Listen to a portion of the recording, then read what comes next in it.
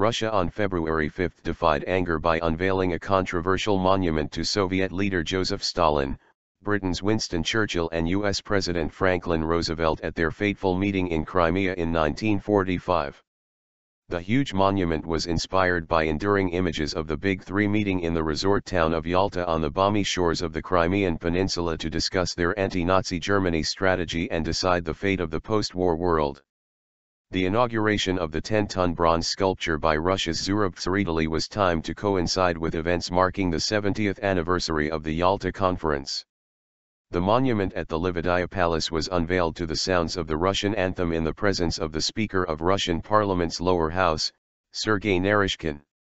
Just like the famous pictures of the landmark meeting, the sculpture depicts the three leaders seated on a bench, a disabled Roosevelt between Churchill and Stalin. The figures of the two Western leaders are 3.2 meters, 10 feet, high, while the statue of the Soviet host, who according to Western memoirs dominated the talks, is 10 centimeters, 4 inches, higher. Tsereteli first hoped to see the monument installed a decade ago, but Ukrainian authorities dropped the plan after outraged Crimean Tatars, for whom Stalin remains a hate figure, took to the streets across the peninsula.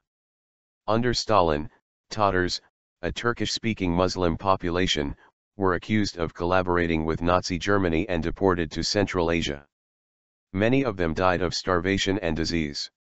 They began returning to Crimea under Mikhail Gorbachev and became Ukrainian nationals after independence in 1991. In the run-up to the ceremony, the Tatar Crimean Minorities Assembly, the Mejli, spoke out against the installation of the sculpture in Crimea, which Russia seized from Ukraine last March. If the monument gets erected, it would be an open demonstration of the attitude to the memory of Crimea and our people, said a member of the assembly, Abdurrahman Ejiz.